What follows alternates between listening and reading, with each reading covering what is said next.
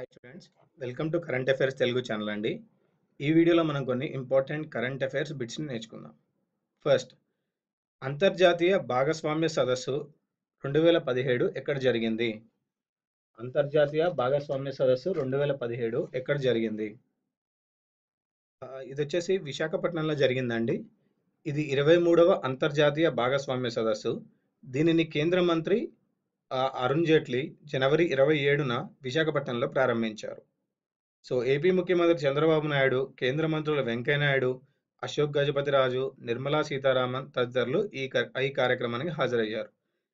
50 దేశాలకు చెందిన అధికారులు, 2500 మందికి పైగా పారిశ్రామిక ప్రతినిధులు పాల్గొన్న ఈ సదస్సులో తొలి రోజే 4.25 లక్షల కోట్ల విలువైన 128 ఒప్పందాలు కుదిరాయి. ఈ ఒప్పందాల ద్వారా సుమారు 22 లక్షల మందికి ఉపాధి అవకాశాలు లభిస్తాయి. నెక్స్ట్, 2 రోజుల పాటు జరిగిన ఈ సదస్సులో మొత్తం 665 అవగాహన ఒప్పందాలు కుదిరాయి. దీంతో 10,54,590 కోట్ల పెట్టుబడులు రానున్నాయని ముఖ్యమంత్రి వెల్లడించారు. నెక్స్ట్, ఏపీ జ్యుడిషియల్ డైరెక్టర్గా ఎవరు నియమితులయ్యారు? సో ఏపీ జ్యుడిషియల్ అకాడమీ డైరెక్టర్గా సుమలత నియమితులయ్యారండి. సో ఆంధ్రప్రదేశ్ జ్యుడిషియల్ అకాడమీ డైరెక్టర్గా సి సుమలత నియమితులయ్యారు. ఈమె ఇప్పటి వరకు గుంటూరు జిల్లా ప్రధాన సెషన్స్ జడ్జిగా వర్క్ చేశారు. ఈ మేరకు హైకోర్టు రిజిస్ట్రార్ పేరిట ఉత్తర్వులు వెలువడ్డాయి. దీంతో పాటు ఏపీ జ్యుడిషియల్ అకాడమీ అదనపు డైరెక్టర్గా ఉన్న ఎన్ నరసింహరావు గుంటూరు 1వ అదనపు జిల్లా సెషన్స్ జడ్జిగా నియమితులయ్యారు. నెక్స్ట్, తెలంగాణలో తొలి బహిరంగ మల విసర్జన రహిత జిల్లా ఏది? తెలంగాణలో తొలి బహిరంగ మల విసర్జన రహిత జిల్లా రాజన్న సిరిసిల్ల. తెలంగాణ రాష్ట్రంలో కొత్తగా ఏర్పడిన రాజన్న సిరిసిల్ల జిల్లాను రాష్ట్రంలో తొలి బహిరంగ మల విసర్జన రహిత జిల్లాగా మంత్రి కేటీఆర్ ప్రకటించారు. ఈ జిల్లాలో 100% వ్యక్తిగత మరుగుదొడ్లు ఉన్నాయని కేటీఆర్ వెల్లడించారు.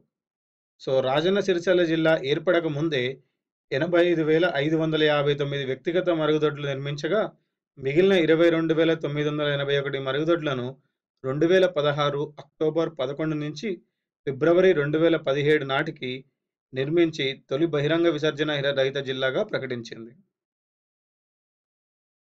ఓకే, నెక్స్ట్, రాష్ట్రంలో అతి తక్కువ జనాభా గల జిల్లా వచ్చేసి ఈ రాజన్న సిరిసిల్ల అండి.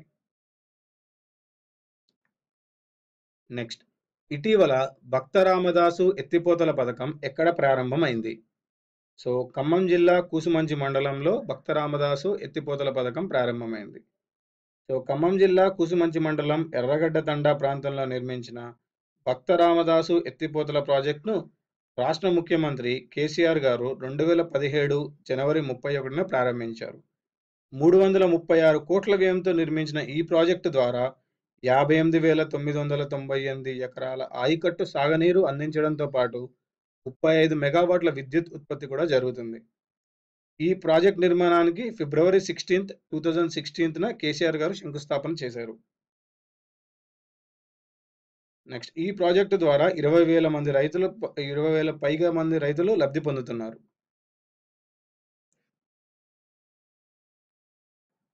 నెక్స్ట్, టీటీడీ బోర్డు సభ్యురాలిగా ఇటీవల నియమితులైనది ఎవరు? టీటీడీ బోర్డు సభ్యురాలిగా ఇటీవల నియమితులైంది సుధా నారాయణమూర్తి అండి. సుధా నారాయణమూర్తి. ఇన్ఫోసిస్ సుధా నారాయణమూర్తి తిరుమల తిరుపతి దేవస్థానం టీటీడీ పాలక మండలి సభ్యురాలిగా నియమితులయ్యారు. ఈ మేరకు ఫిబ్రవరి 9, 2017న రాష్ట్ర ప్రభుత్వం ఉత్తర్వులు జారీ చేసింది. నెక్స్ట్, ఇటీవల ఐసిఏఐ అధ్యక్షుడిగా నియమితులైంది ఎవరు? సో ఇటీవల ఐసిఏఐ అధ్యక్షుడిగా నియమితులైంది నీలేష్ శివాజీ.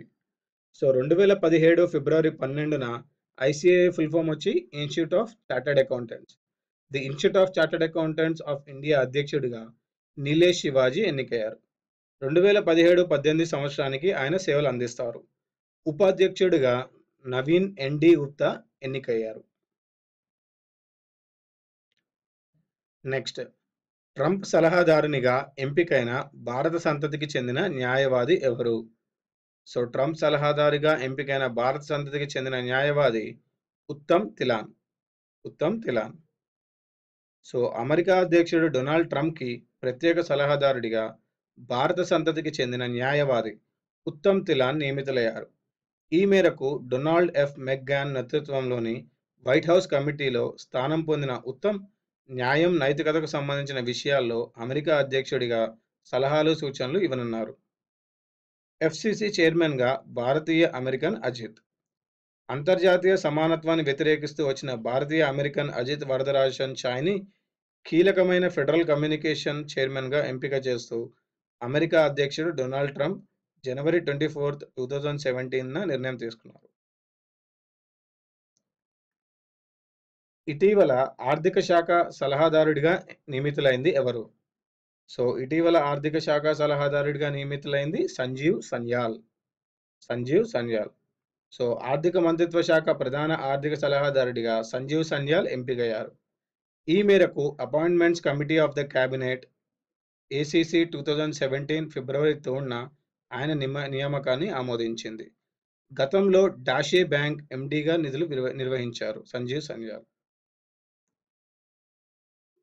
నెక్స్ట్, ఐరాస ఉమ్మడి దర్యాప్తు సంస్థ సభ్యుడిగా భారత రాయబారి. సో ఐరాసాకు చెందిన ఉమ్మడి దర్యాప్తు సంస్థ 110 సభ్యుడిగా భారత రాయబారి గోపీనాథన్ మరోసారి ఎంపికయ్యారు. ఈ మేరకు ఫిబ్రవరి 4, 2017న ఐరాస సాధారణ అసెంబ్లీలో ఆయన నియామకాన్ని ప్రకటించింది.